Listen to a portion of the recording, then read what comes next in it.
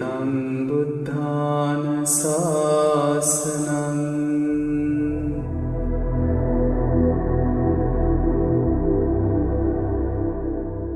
සමන්ත චක්කවාලේසු අත්‍රා ගච්ඡන්තු දේවතා සද්දම්මං මුනි රාජස් සුනන්තු සග්ග මොක්ඛදං ධම්මස්සවන කාලෝ අයං බදන්තා ධම්මස්සවන කාලෝ අයං බදන්තා ධම්මස්සවන කාලෝ අයං බදන්තා නමෝ තස්ස භගවතු අරහතු සම්මා සම්බුද්දස්ස නමෝ තස්ස භගවතු අරහතු සම්මා සම්බුද්දස්ස නමෝ තස්ස භගවතු අරහතු සම්මා සම්බුද්දස්ස.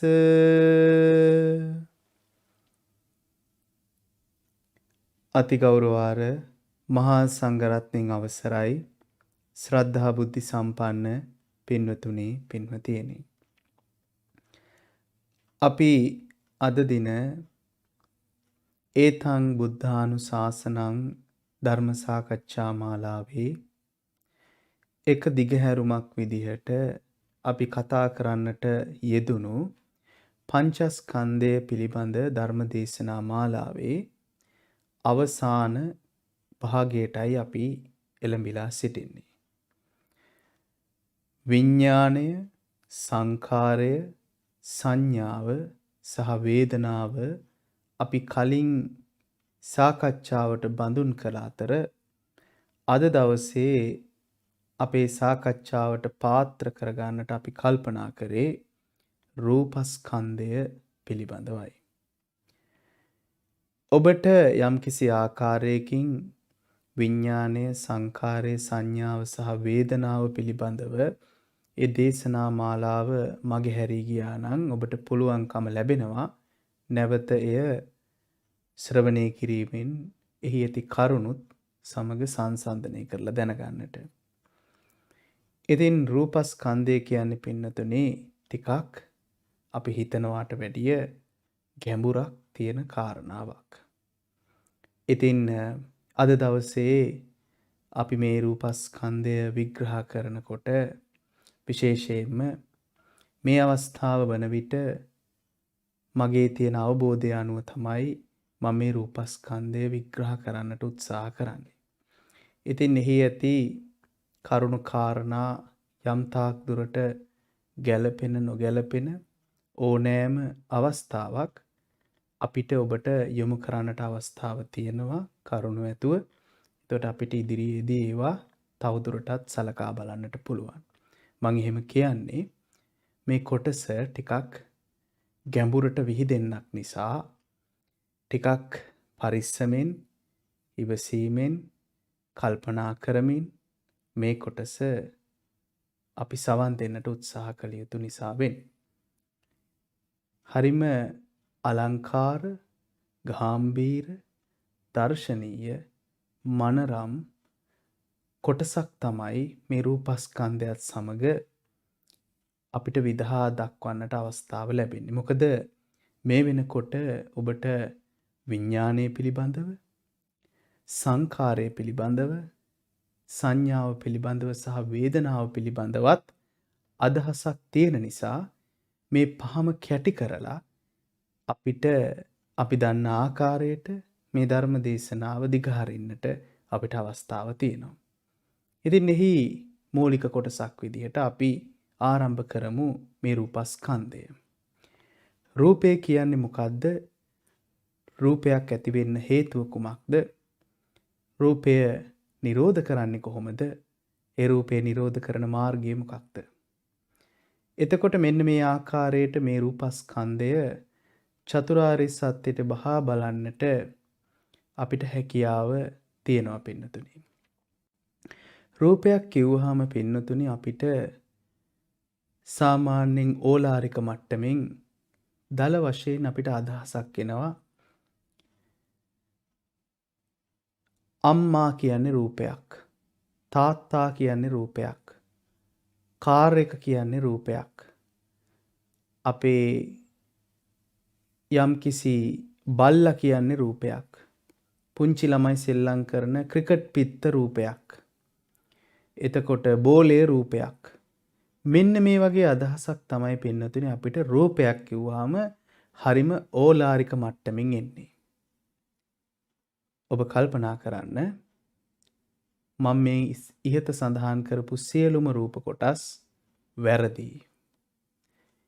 ඒක නැවතත් කිව්වොත් අම්මා කියන්නේ රූපයක් නෙමෙයි, තාත්තා කියන්නේ රූපයක් නෙමෙයි, බල්ලා කියන්නේ රූපයක් නෙමෙයි, කාර් එක කියන්නේ රූපයක් නෙමෙයි, ක්‍රිකට් පිත්ත කියන්නේ රූපයක් නෙමෙයි, බෝලය කියන්නේ රූපයක් නෙමෙයි.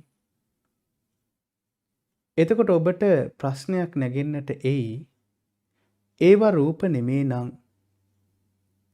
අපිට ඇහැට පේන්නේ අම්මවනේ, අපිට ඇහැට පේන්නේ තාත්තනේ, අපිට ඇහැට පේන්නේ බල්ලනේ, අපිට ඇහැට පේන්නේ ක්‍රිකට් පිත්තනේ, අපිට ඇහැට පේන්නේ බෝලේනේ, අපිට ඇහැට පේන්නේ කාර් එකනේ කියලා. මම ඔබට නැවතත් කියනවා පින්නතුනි, අපිට කවදාවත් අම්මව ඇහැට පේන්නේ නැහැ. අපිට කවදාවත් තාත්තව ඇහැට පේන්නේ නැහැ. අපිට කවදාවත් කාර් එක ඇහැට පේන්නේ නැහැ. අපිට කවදාවත් ක්‍රිකට් පිත්ත ඇහැට පේන්නේ නැහැ. අපිට කවදාවත් බෝලය ඇහැට පේන්නේ නැහැ. අපිට කවදාවත් බල්ලව ඇහැට පේන්නේ නැහැ. ඒව ඇහැට පේන්නේ නැත්තම් ඇහැට පේන්නේ මොනවද? ඇහැට පේන්නේ පින්නතුනි මේ ලෝකයේ එකම එක ධාතුවක් විතරයි. විභංග ප්‍රකරණයේ එක පොතේ ආයතන විභංගයට අනුව එහි රූපායතනයේ විස්තර කරනවා. එහි රූපායතනයේ කවරේදයත් සනිදස්සනං සප්පටිගං කියලා. එහෙනම් මොකද්ද මේ සනිදස්සන? මොකද්ද මේ සප්පටිග? වර්ණ නිභා කියලා තියෙනවා. ඒකේ ඕනනම් ඔබ බලන්න පුළුවන් කමක් තියෙනවා නම් ඔබට ඒක මතු කරලා පෙන්වන්නට පුළුවන් වෙයි. අපි මදක් මේ රූප කොටසෙන් පොඩ්ඩක් ඈතට ගිහිල්ලා අපි ආයතන විභංගය ගත්තොත් ඔබට පේනවා ඇති තත්ත කතමං රූපායතනං තත්ත කතමං රූපායතනං යං රූපං චතුන්නං මහා භූතානං උපාදාය වර්ණ නිභා. එන යම්කිසි ආකාරයක රූපායතනයක් තියෙනවා නම් ඒක වර්ණ නිභා වෙන එකක්. ඒ කියන්නේ වර්ණේ ඉස්මතු වෙන එකක්. කුමක්ද? සනිදස්සනං. මම එකට වෙන පාටක් කරන් පෙන්නොත් ඔබට පහසු වෙයි. සනිදස්සනං සප්පටිගං. මොනවද තියෙන්නේ? නීල, පීත, ලෝහිත, ඔබ අහලා තියෙනවා මේවා. ඕදාත, කාලකම් කියන්නේ කළු. මේ වගේ මඤ්ඤේ ජට්ටකම් කියන්නේ මේ මදටියට වගේ. මේ වගේ වර්ණ ටිකක් තමයි පින්නතුනි මෙතන පෙන්වන්නේ. ඒ කියන්නේ වර්ණ නිභා වෙන ටික තමයි මේ රූපායතනයේ විදිහට දිස් වෙන තැනදී, ඒ ආයස්ථානයේ හැදෙන තැනදී යම් රූපං අවශ්‍ය වෙන රූප කොටසක්. ඒ කුමක්ද? චතුන්නං මහා භූතානං. ඒ කියන්නේ මහා භූත හතරකින් යුක්ත උපාදාය කොටසක් වන වර්ණ නිභා. මං ඉදිරියේදී පැහැදිලි කරන්නම් මේ චතුන්නම් මහා භූතානං උපාදාය කියන්නේ කුමක්ද කියලා. ඔබ දැනට යම් කිසි ආකාරයකින් දන්නවා අපිට රූප කතා කරනකොට පඨවි, ආපෝ, තේජෝ, වායෝ කියන මෙන්න මේ සතර මහා භූතත් ඒකට උපාදාය රූප වෙන සුද්දාෂ්ටකයේ අවිනිබ්බෝග කලාපයක් වන වර්ණ, ගන්ධ, රස, ඕජා තියෙන බව. මේක ඔබ දන්නවා. මේක පාඩම් කරගන්න අවශ්‍ය නැහැ. මෙන්න මේ අවිනිබ්බෝගයි කිව්වේ එකිනෙකට වෙන් කරන්න බැහැ කියන අර්ථයෙන්. එතකොට මෙන්න මේ එකිනෙකට වෙන් කරන්න බැරි සතර මහා භූතත් උපාදාය රූප වලුත් හැදුණු සුද්දාෂ්ටකයේ අන්තර්ගත වෙලා තියෙන වර්ණ කොටසක් වන මෙන්න මේ රූප කොටස ගැන තමයි අපි විග්‍රහ කරන්නේ. මොනවද? සනිදස්සන වූ, සප්පටික වූ. නීල, පීත, ලෝහිත, ඕදාත. නීල කියන්නේ නිල්, පීත කියන්නේ කහ, ලෝහිත කියන්නේ රතු, ඕදාත කියන්නේ සුදු. ඔබ දන්නවා මේවා. නිල්, කහ, රතු, සුදු. තව තියෙන කාලකම්, කළු, මදටියට මේ වගේ වර්ණ තියෙනවා. එතකොට මෙන්න මේ වර්ණය සනිදස්සනයි, සප්පටිකයි. සප්පටිකයි කියන්නේ ස්පර්ශ වෙන්න ගැටෙනවා. ඔබ දන්නවා මෙන්න මේ වර්ණයක් තිබ්බට බෑ ඒ වර්ණය හැට ස්පර්ශ වෙන්න ඕන කියලා. මම මේ බොහෝම ඕලාරික මට්ටමින් කියන්නේ. ඔබට නොතේරෙන තැනක් තිබ්බොත් ආපස්සට ගිහිල්ලා මේක අහන්න. එතකොට මේක සනිදස්සනයි. එතකොට ඔබ අහලා ඇති සමහර විට සනිදස්සනං සප්පටිගං කියනවා. ඒ වගේම අනිදස්සනං සප්පටිගං කියනවා. ඒ වගේම අනිදස්සනං අප්පටිගං කියනවා. ඔන්න ඔහොම කියනවා. දැන් මේකේ සනිදස්සනං සප්පටිගං කියලා ඔබට පේනවා මෙතන. ඒ කියන්නේ දර්ශනය වෙනවා සප්පටිගයි ගැටෙනවා. මොකද්ද ගැටෙන්නේ? රූප කියන රූප සතර මහා භූත උපාදාය රූප වන සුද්දාෂ්ටකේකුත් ඒ වගේම ඇස කියන තැන තියෙන සුද්දාෂ්ටකේකුත් ගැටෙනවා. දැන් මීටම පහළ ඡේදයේ ඔබට පේනවා ඇති තත්ත කතමං සද්ධායතනං. ඒක අපි බැලුවොත් සද්ධායතනය. එතකොට ඒ ආයස්ථානයේ හැදෙනකොට යෝ සද්දෝ චතුන්නම් මහා භූතානං උපාදාය. දැන් වර්ණ නිභා නෑ මේකේ. මේකේ තියෙන්නේ අනිදස්සනයි. ඔබට මේක පැහැදිලි කරොත් අනිදස්සනයි සප්පටිකයි. දැන් මෙන්න මේකේ සනිදස්සන නෑ. කලින් රූපායතනේ නම් සනිදස්සනයි. හැබැයි මේක නම් අනිදස්සනයි. සප්පටිකයි. දැන් එතකොට කනට ශබ්දයක් ඇහෙන්නේ පින්නතුනි. ඔබ අහලා ඇති වාතයේ කම්පණය වෙනකොට යම් කිසි ස්ථානයක අපි හිතමු ගාන්ටාරේ සද්ද. ගාන්ටාරේ වදිනව කොහේ හරි. එතන තියෙන වාතයේ කම්පණය වෙනවා. ඊට මෙහා පැත්තේ කනට ලං වෙන වාතයේ කම්පණය වෙනවා. එහෙම වාතාංශු කම්පණය වෙලා කන් බෙරය ළඟ තියෙන වාතාංශුව කම්පණය වෙනවා. ඊට අනුව කම් බෙරය කම්පණය වෙනවා. මේක ඔස්සේ ඔබ විද්‍යාව ඉගෙනගෙන තියෙනවා නම් මේවට බය වෙන්න එපා. මුද්ගරිකාව, නිගාතය, දර්ණකය මේ ආදී වශයෙන් ගිහිල්ලා ඒ කනේ ඇතුළටම කර්ණ ශංකය දක්වා මේක ගමන් කරනවා. එතකොට ඒ කර්ණ ශංකයත් එක්ක ඔහම මොළයට පණිවිඩයක් ගෙනියන මෙහෙම ක්‍රමයක් තියෙනවා. මේකට බය වෙන්න එපා. එතකොට මට මෙතන කියන්න ඕනකම තියෙන්නේ සුද්ධ ආෂ්ටකයේ ඇතුලේ ආපෝ, තේජෝ, වායෝ, පඨවි වර්ණ සද්ද නැහැ. වර්ණ, ගන්ධ, රස, ඕජා. කෝ සද්ද? එතකොට ඒක ඔබට මම තව තැනකින් තව පොඩ්ඩක් ඕක පැහැදිලි කරොත් මේවා හරි වැදගත්. මම මේ දල වශයෙන් සුද්දාෂ්ටකේ නිකන් අඳින්නම්. දැන් මේ විදිහට නම් නෙමේ සුද්දාෂ්ටකේ තියෙන්නේ. නමුත් මම මේ සාමාන්‍ය දල අදහසක් විදිහටයි මේ ගන්න හදන්නේ. දැන් මේකේ සතර මහා භූත ආපෝ, තේජෝ,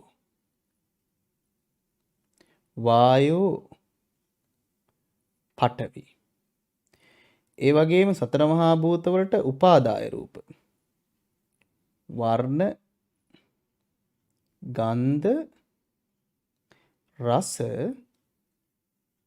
ඕජා. මේක තමයි සුද්දාෂ්ටකේ. එතකොට මෙන්න මේ සුද්දාෂ්ටකය ඇතුලේ කෝ ශබ්ද? ශබ්ද නෑනේ. එහෙනම් ශබ්ද කොහොමද එන්නේ? මේ જાතියෙම තවත් සුද්දාෂ්ටකයක් ඝට්ටණය වෙන්න ඕන. ඒ ඝට්ටණය වුණාම ඒකෙත් අර වගේම ආපෝ තේජෝ වායෝ පඨවි ඒ වගේම වර්ණ ගන්ධ රස ඕජා තියෙනවා. මෙන්න මේ දෙකේ ඝට්ටණයෙන් හරියට අර ගාන්ටාරය වදිනවා වගේ ශබ්ද කියන එක නිර්මාණය වෙනවා. එතකොට ඒ ශබ්ද තමයි වාතයේ කම්පණය වීමෙන් අපිට කනගාවට එන්නේ. එතකොට මෙන්න මේ වැඩපිළිවෙල තමයි ශුද්ධාෂ්ටක දෙකක් කම්පණය වීම. මම මේ ටික විස්තර කරේ ගොඩක් අයට හිතෙන්න පුළුවන් වර්ණ නම් තියෙනවා. ගන්ධක් තියෙනවා. රසක් තියෙනවා. ස්පර්ශයට අවශ්‍ය තේජෝ වායෝ පඨවිත් තියෙනවා. මනට අවශ්‍ය ආපෝ කොටසක් තියෙනවා. කෝ ශබ්ද? ශබ්දයේ තියෙන්නේ මෙන්න මේ ශුද්ධාෂ්ටක දෙකක් කම්පණය වීමෙන්. එතකොට මං ඒක පොඩි දලාදාසක් විදියට ගත්තේ අපේ පරණ තැනට යන් අපි. එතනදී අපිට පෙන්눔 කරන්නට අවශ්‍ය වෙන්නේ වෙන කවරක්වත් නෙමෙයි.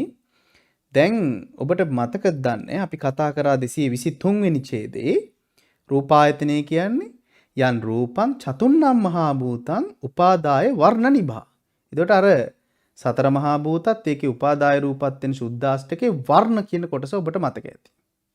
ඒ වර්ණ කොටස තමයි සනිදස්සන වූ සප්පටික වෙන්නේ. දැන් ඒක දර්ශනය වෙන්න පුළුවන් කොටසක්. ඒකේ ගන්ධ කොටස සනිදස්සන නෑ. ඔබට මම නැවතත් පෙන්නන්නම්. ඒකේ ගන්ධ කොටස සනිදස්සන නෑ. ඒකේ රස කොටස සනිදස්සන නෑ. ඒකේ ඕජා කොටස සනිදස්සන නෑ. ඒකේ පඨවි කොටසවත් වායු කොටසවත් තේජෝ කොටසවත් ආපෝ කොටසවත් සනිදස්සන නෑ. සනිදස්සන එකම කොටස වෙන්නේ වෙන කවරක්වත් නෙමෙයි මෙන්න මේ වර්ණය. මේක පමණයි එකම සනිදස්සන කොටස. එතකොට මේ සුද්ධාෂ්ටකයේ ඝට්ටණය වෙන නිසා සප්පටිගයි කියනවා. එතකොට ගන්ධ එතකොට අනිදස්සනයි. රස අනිදස්සනයි. ඕජාව අනිදස්සනයි. තේජෝ වායෝ පඨවි අනිදස්සනයි. ආපෝ අනිදස්සනයි. දැන් ඔබට පැහැදිලි මේ සුද්ධාෂ්ටකයේ තියෙන ඉතුරු 7ම වර්ණ රෙන්න අනිදස්සනයි. එකම සනිදස්සන කොටස මෙන්න මේ වර්ණ කියන කොටස. අඩුමතරම මේ සුද්ධාෂ්ටක දෙක ඝට්ටණය වෙන ශබ්දය පවා අනිදස්සනයි. දැන් ඔබට බොහොම පැහැදිලි එහෙනම් සනිදස්සන වූ සප්පටික යමක් තියෙනවා නම් ඒ කවරක්ද? ඒ එකම කොටස වන මෙන්න මේ වර්ණ නිභා වර්ණය. ඒකයි ඒක සනිදස්සනං සප්පටිකං කිව්වේ. එතනින් එහාට සද්දායතනය අනිදස්සනයි අප්පටිකයි. එතකොට ගන්ධායතනයට එනකොට ඒකත් චතුන්නම් මහා භූතං අනිදස්සනෝ උපාදාය සප්පටිගෝ. ඒ වගේම අපි බලමු එතකොට රසායතනය ඒකත් යෝ රසෝ චතුන්නම් මහා භූතං උපාදාය අනිදස්සනයි සප්පටිකයි. දැන් ඔබට තේරෙනවා. එතකොට පොට්ටබ්බායතනය ඒක කොහමද? පඨවි ධාතු තේජෝ ධාතු වායෝ ධාතු. පඨවි තේජෝ වායෝ. මෙන්න මේ පඨවි ධාතුව වායෝ ධාතුව සහ තේජෝ ධාතුව මේ තුනම කයට. එතකොට එන්න ඒ පඨවි තේජෝ වායෝ කියන තුන තමයි ඒකත් එහෙනම් සනිදස්සන වෙන්න බැහැනේ. ඒකත් එහෙනම් වෙන්න ඕන මොකද්ද? වෙන මොකක්වත් නෙමේ. මෙන්න මේ වායෝ ධාතු ඒකත් ඇවිල්ලා අනිදස්සනයි සප්පටිගයි. දැන් ඒක අපි විස්තර කරගත්තොත් දැන් ඔබට පැහැදිලිව ඇති මෙන්න මෙතන තියෙනවා පොට්ටබ්බායතනං පඨවි ධාතු තේජෝ ධාතු වායෝ ධාතු. ඒක නෑනේ අනිදස්සන සප්පටික. කංක බලං මුදුකං සන්නම් පරුසං සුඛ සම්පස්ස දුක්ඛ සම්පස්ස. උපේක්ෂා නෑ. ගරුකං ලහුකං යම් පොට්ටබ්බං අනිදස්සනං සප්පටිගං. දැන් එහෙනම් ඔබට බොහොම පැහැදිලි වර්ණය තමයි සනිදස්සන සප්පටිග උනේ. එතනින් එහාට ශබ්දය, ගන්ධය, රස, පොට්ටබ්බේ උනේ අනිදස්සනයි සප්පටිගයි. එතකොට ඉතුරුනේ ධම්මායතනේ. ඒකේ ඔබට පේනවා තත්ත කතමං ධම්මායතනං. මේ ධම්මායතනේ තියෙනවා නැත්නම් ධම්මවල තියෙනවා නාම කොටසකුත් ඒ වගේම රූප කොටසකුත්. නාම කොටස ඔබ දන්නවා වේදනා සංඥා සංකාර. ඒක තමයි මේ තියෙන වේදනාස්කන්ධෝ සංඥාස්කන්ධෝ සංකාරස්කන්ධෝ. හැබැයි ඒකේ රූප කොටස තියෙනවා යංච රූපං අනිදස්සනං අප්පටිගං ධම්මායතන පරියාපන්න කියලා තියෙනවා. ඒ වගේම අවසානයේ අසංකත ධාතු කියන නිබ්බාන ධාතුවක් තියෙනවා. ඒක නිබ්බාන ධාතුව. එතකොට මේක ටිකක් ගැඹුරුයි වගේ හිතෙන්න පුළුවන්. ධම්මායතනයේ තියෙන ඇත්තටම ධම්ම වල තියෙන නාම කොටසක් සහ රූප කොටසක්. නාම කොටස මොකද්ද? වේදනා සංඥා සංකාර. ඒකේ රූප කොටස මොකද්ද? අනිදස්සන අප්පටිග ධම්මායතන පරියාපන්න රූපය. මේක එකපාර ඔබට තේරෙන්නේ නැති වෙන්න පුළුවන්. තව ටිකක් ඒක පහුවට විස්තර කරන්න බලාපොරොත්තු ඇතුව ඒ මැදියට අසංකත ධාතුවක් තියෙන කියන නිබ්බාන ධාතුව මේ සියල්ල ඔන්න ඔය විදියට විග්‍රහ වෙනවා. එතකොට ඔබට මේක බොහොම පැහැදිලි. රූප කිව්වහම එකක් තිබ්බා සනිදස්සන සප්පටිග. ඊට පස්සේ රූප කොටසක් තිබ්බා සනිදස්සන සප්පටිග උනේ එකම එක වර්ණය. ඊට පස්සේ තිබ්බා අනිදස්සන සප්පටික කියලා. ඒක ඇවිල්ලා ශබ්ද, ගන්ධ, රස, පොට්ටබ්බ. තව එකක් ඉතුරු වුණා. ඒ මොකද්ද? විශේෂයි එක. අනිදස්සනයි අප්පටිගයි. ඒකට මොකද්ද ගත්තේ? මම ඒකේ රූප කොටසක් විතරක් කියන්නම්. ධම්මායතන පරියාපන්න රූපය. ඊට අමතරව තව එකක් තිබ්බා අසංකත ධාතුව කියලා. ඒක මං රූප කොටසක් යටතේ විග්‍රහ කරන්නවත් නාම කොටසේ යටතේ විග්‍රහ කරන්නටවත් කැමති නෑ. ඒක රූප කොටසක් ලෙසවත් නාම කොටසක් ලෙසවත් නොකිය යුතු වන්නේය. ඒකයි මං එක මැකුවේ. එතකොට ඔබට බොහොම පැහැදිලි. දැන් අපිට සුද්ධාෂ්ටකේ ගත්තාම මෙතනට ඔබට මතක ඇති මේකේ වර්ණ තිබ්බා.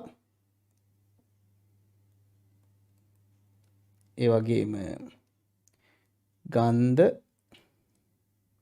රස, ඒ වගේම පොට්ටබ්බේට තිබ්බා පඨවි, වායෝ, තේජෝ. එතකොට මේකේ ආපෝ කැලලට තමයි මෙන්න මේ ධම්මායතන පරියාපන්න රූපේ වැටෙන්නේ. ඊට අමතරව මේකේ ශක්තිය තීරණය වන්නට ඕජාව අවශ්‍ය වෙනවා. ඒ මදිවට මේ ශුද්ධාෂ්ටක දෙකක් ඝට්ටණය වුණාම ශබ්ද එනවා. ඔන්න ඔය කතාව තමයි අපි ඔතන විග්‍රහ කරේ. එතකොට ඔබට බොහොම පැහැදිලි සනිදස්සනයි සප්පටිකයි කිව්වේ වර්ණවලට එකම සනිදස්සන එක විතරයි. ඊටු ඔක්කොම අනිදස්සනයි. හැබැයි ඒකෙනුත් එකම අප්පටිගිය කුමක්ද? ධම්මායතන පරියාපන්න රූපය. ඊටු සියල්ලම අනිදස්සන සප්පටික වලට වැටෙන්නේ ශබ්ද, ගන්ධ, රස, පොට්ටබ්බ කියන එක. එතකොට ඒක තමයි අපි මෙතන විග්‍රහ කරන්නට උත්සාහ කරේ. ඒක තමයි ඇත්තටම මේ ආයතන විභංගයේ මෙතන විස්තර කරන්නේ. මම නැවතත් ඔබට ඒක විස්තර කරගෙන එන්නම්. එතකොට ඔබට මේකේ හොඳට කාරණාව හොඳට ඇතුළට ගන්න පුළුවන්. තත්ත කතමං රූපායතනං යං රූපං චතුන්නම් මහා භූතං උපාදාය වර්ණ නිභා සනිදස්සනං සප්පටිකං නීලං පීතකං ලෝහිතකං ඕදාතකං කාලකං මේ විදිහට තියෙනවා. ওই විදිහට දිගටම තියෙනවා. දැන් ඔබට මේක වන් තව චූට්ටක් පෙන්නනම් මේ කොච්චර ලස්සනද කියලා. මේ ඡායා, ඒ කියන්නේ මේ අපේ ඡායාව පවා, ආලෝකයේ පවා, කොතනින්ද අන්ධකාරයේ පවා කොහොමද විග්‍රහ වෙන්නේ? වර්ණයෙන්. අන්ධකාරයේ විග්‍රහ වෙන්නේ වර්ණයෙන්. එතකොට අන්ධකාරය අපිට දැනෙනවද, පේනවද? අන්ධකාරය අපිට දැනෙනවද, පේනවද? පේනවා. අපිට දැනෙන්නේ නැහැ කවදාවත් අන්ධකාරය. අන්ධ කෙනෙකුට අන්ධකාරය දැනෙනවද? නැහැ. හැබැයි හොඳට හැට පේන කෙනෙක්ටයි දැන් අඳුර වැටිගෙන එනවා කියලා කියන්නේ. එතකොට මේක වර්ණ. එතකොට ඡායාව වර්ණ. එතකොට ওই චිත්‍ර ශිල්පියෙක් හෝ චිත්‍ර කලාව ඉගෙන ගත්ත කෙනෙක් දන්නවා ඒ යම්කිසි චිත්‍රයක් අඳිනකොට ඒකේ 3D view එක නැත්තම් ත්‍රිමාන ගතිය පෙන්වන්න මේ ආලෝකය වැටෙන විදිහ වර්ණ ඔස්සේ කොයිතරම් මතු කරන්නට උත්සාහ කරනවද? ඒ වර්ණ ඔස්සේ ඒ චිත්‍රයට ජීවයක් ලබා දෙනවා ත්‍රිමාන ආකාරයෙන්. ඇයි මේ චිත්‍රය බලන්නේ අපි කනෙන්වත්, නහයෙන්වත්, දිවෙන්වත්, කයෙන්වත් නෙමෙයි, මොළයෙන්වත් නෙමෙයි. අපි බලන්නේ කොහෙන්ද? ඇහින්. ඇහැට පේන්නේ වර්ණ. එන්න ඒක නිසයි මම පටන් ගද්දි කිව්වේ අපිට අම්මව ඇහෙන් පේන්නේ, අපිට පේන්නේ වර්ණ. අපි කිව්වනම් අම්මගේ කොණ්ඩේ කළු පේනවා කියලා හරි. අම්මගේ හමේ පාට තලෙලු පේනවනම් හරි, සුදු පේනවනම් කමක් නැහැ. අම්මා ඇඳන් ඉන්න බ්ලවුස් එක රතු පාටයි කිව්වනම් කමක් නැහැ. අම්මගේ සාය මල්මල් දාපු එකක් හරි, චීත්ත ඇඳපු චීත්තේ මල්මල්, චූටි මල්මල් කියන එකත් මල්මල් කියන්න බෑ. ඒකෙත් තියෙන වර්ණ ටික විග්‍රහ වෙන්න ඕන. ඉතින් ඔබට පැහැදිලිද මන් දන්නේ නැහැ. ඇහැට කවදාවත් චීත්තවල මල් පේන්නෙත් නැහැ. අම්මා කියලා කෙනෙක් පේන්නෙත් නැහැ. බ්ලවුස් පේන්නෙත් නැහැ. ස්කර්ට් පේන්නෙත් නැහැ. හැම පේන්නෙත් නැහැ. පේන්නේ මොනවද? හැමේ වර්ණය පේනවා. කොණ්ඩේ කළු පේනවා. බ්ලවුස් එකේ රතු පේනවා. චීත්තේ මල්වල පැහැය පේනවා. ඒව තමයි පේන්නේ. ඒකයි මම කිව්වේ අම්මව කවදාවත් අපි ඇස් දෙකෙන් දැකලා නැහැ. බල්ලව කවදාවත් අපි ඇස් දෙකෙන් දැකලා නැහැ. කාර් එකක් කවදාවත් අපි ඇස් දෙකෙන් දැකලා නැහැ. පුංචි ළමයෙක් ගහන ක්‍රිකට් පිත්ත කවදාවත් ඇස් දෙකෙන් දැකලා නැහැ. බෝලේ කවදාවත් ඇස් දෙකෙන් දැකලා නැහැ. අපි ඇස් දෙකෙන් දැකලා තියෙන්නේ වර්ණ විතරයි. අපි බෝලේ දැක්කා කියන එක හරියට මම උපමාවකින් කිව්වොත් ක්‍රිකට් ගහනකොට ඉස්සර අපි hina වෙන එකක් තියෙනවා. කවුරු හරි කෙනෙක් පන්දුවට බැරෙන් පහර දෙනකොට උඩ පන්දුවක් යනවා. අපි කෑ ගහලා කියනවා කැච් එක අල්ලන්න කියලා. ඊට පස්සේ ඉතින් අපි hina වෙනවා කැච් එක තව අල්ලන්න දෙයක් තියෙනවද කියලා. හරිද? කැච් එක අල්ලන්න දෙයක් තියෙනවද? නැහැ. එතකොට ඇයි අපි ඒකට hina වෙන්නේ? අපි එකම කාරණේ වුණත් දන්නේ නැතුව විග්‍රහ කරනවා. දැන් කොච්චර මෝඩද බලන්න කැච් කියන එකත් අල්ලනවට කියන එකක්. කැච් එක අල්ලන්න කිව්වහම මොකද්ද අල්ලන්නේ කියලා ප්‍රශ්නයක් එනවා. ඒ කියන්නේ අපි කතා කරන එකවත් අපි දන්නේ නැහැ වගේ. මහා මෝඩයෝ රෑනක් විදිහට hina වෙනවා. මහා ගොඩේ උන් කියලා hina වෙනවා. ඇයි? ඒක හරියට දන්නේ නැතුව. ඒ වගේ අපි S2කින් අම්මෝ පේනවා කිව්වොත් කැච් එක ඇල්ලුවා වගේ නෙමෙයිද? අපි S2කින් බල්ලෙක්ව දැක්කා කිව්වොත්, කාර් එකක් දැක්කා කිව්වොත්, ක්‍රිකට් පිත්තක් දැක්කා කිව්වොත් කියන්නවා පුළුවන්ද? බැහැ. S2කට එහෙනම් පේන්නේ අම්මලා තාත්තලා බල්ලෝ පූසෝ ක්‍රිකට් පිටි බෝල කාර් වාහන වෑන් ද නැත්තං වර්ණද. ඒක ඔප්පු කිරීම තමයි ඔබ නැවතත් බලන්න ත්‍රිපිටකයේ දිහා. ඒ ත්‍රිපිටකයේ දිහා බැලුවම ඔබට පේනවා තත්ත කතමං රූපායතන යං රූපං චතුන්නං මහා භූතං උපාදාය වර්ණ නිභා සනිදස්සනං සප්පටිගං නීල පීතකං ලෝහිතකං ඕදාතං කාලකං මේ විදියට පේනවා. ඉතින් මෙන්න මේ රූප කොටස කතා කරද්දී විශේෂයෙන්ම මේ ඇහැට පේන වර්ණයේ පමණක් නෙමෙයි ගන්ධ රූප කොටස, රස රූප කොටස, ඕජා රූප කොටස, පඨවි කොටස, වායු රූප කොටස, තේජෝ රූප කොටස, ආපෝ රූප කොටස පවා. ආපෝ රූප කොටස කියන්නේ ධම්මායතන පරියාපන්න රූපේ පවා. අනිදස්සන වූ අපපටික වූ ධම්මායතන පරියාපන්න රූපේ පවා අපි මේ රූප කොටසෙහි විග්‍රහ කරගන්නට වෙනවා. ඉතින් ඒකයි මම කිව්වේ මේක ටිකක් අපි හිතනවට වඩා චුට්ටක් විතර ගැඹුරු කාරණයක්. ඉතින් ඔබ බොහොම පරිස්සමින් තෝරගන්න. මගේ පළවෙනි අවශ්‍යතාවය වෙන්නේ ඔබට ඇහෙන් දකින රූප. මොකද අපි ගොඩක් වෙලාට රූප කියලා හිතනවා එකපාරටම අපිට හැට පේනවා කියලා. අපි එන්නේ අදහස් ඉස්සෙල්ලා මම ඔබගෙන් දුරු කරන්න ඕන. ඇයි? ඇහෙන් දකින්නේ අපි වර්ණ නිසා. ඒ අදහස අපි වර්ණ වලට පෙරලා ගත්තට පස්සේ ඔබට කනෙන් අහන්නට හේතු වන රූප ටිකත්, නහයෙන් දැනගන්නට හේතු වන රූප ටිකත්, දිවෙන් රහ බලන්නට හේතු වන රූප ටිකත්, කයට ස්පර්ශයේ දැනෙන රූප ටිකත්, හිතට සිතුවිලි විදිහට දැනෙන රූප ටිකත් ඉදිරියට ගෙනහැර දක්වන්න බලාපොරොත්තු වෙනවා. ඉතින් ඔන්න ඔතන නාම රූප කියන එකත් විග්‍රහ කරගෙන අපි මේ රූප කාණ්ඩය තවදුරටත් විස්තර කරගන්නට ඉදිරියට බලාපොරොත්තුව තියමින් විශාල කරුණු ගොඩක් කතා කරපු නිසා මේ අවස්ථාව වෙන විට අපි මේ කොටසෙන් මදකට අවසන් කරනවා. ඉතින් ඉදිරියට බලාපොරොත්තු වෙනවා මේ රූප තව චුට්ටක් ඉදිරියට විග්‍රහ කරමින් ඒ රූප කොහොමද නිර්මාණය වෙන්නේ කියන කාරණය ඔබට තවදුරටත් පැහැදිලි කරන්න. එහෙනම් එතෙක් ඔබ මේ කොටස නැවත නැවතත් පුළුවන් නම් හොඳින් තෝරා ගනිමින් ඉදිරි රූප කාණ්ඩය තවදුරටත් විග්‍රහ කරගන්නට ඔබ ලක ලැහැස්ති වෙන්න. නම් ඔබ සැමට තෙරුවන් සරණයි.